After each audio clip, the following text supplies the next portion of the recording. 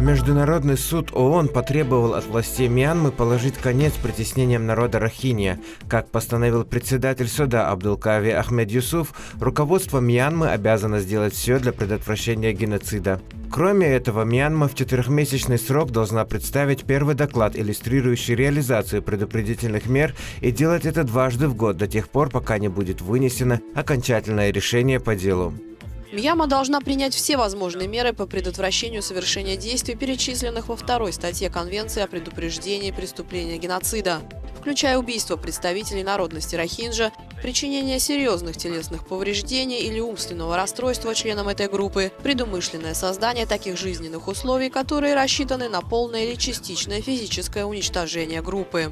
Ранее, в 2017 году, 4 сентября, в городе Грозном прошел многомиллионный митинг в поддержку народа Рохинья, на котором глава Чеченской Республики Рамзан Хаджикадыров призвал мировое сообщество вмешаться в ситуацию и остановить геноцид Рохинья. Митинг, собравший всех неравнодушных, состоялся еще задолго до решения суда при ООН. Вместо резкого осуждения геноцида ведутся жалкие разговоры о гуманитарной помощи.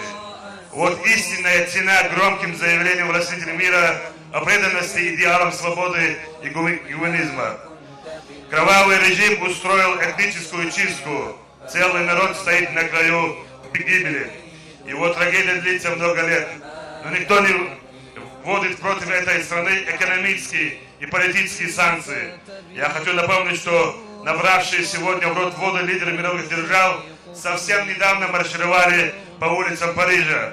Это было после событий редакции одного из журналов. Им кто-то из сильных мира сего приказал ехать в Париж, а они не посмели отказаться. Первые лица западных стран готовы защищать права даже одного человека национальной ориентации, но теряют дар речи, когда уничтожаются целые народы. Такая позиция вызывает негодование и гнев всех людей доброй воли. Аллаху Акбар! Уважаемый Владимир Владимирович, власти Мьянмы под видом борьбы с сепаратизмом устроили на северо-западе страны геноцид. Уничтожают мирное население, мусульман Рохинджа, называя это борьбой с террором. Тысячи ни в чем не повинных людей убиты. Сотни тысяч вынуждены бежать в другую страну. Налицо уничтожение народа Рохинджа по религиозному и этническому признаку.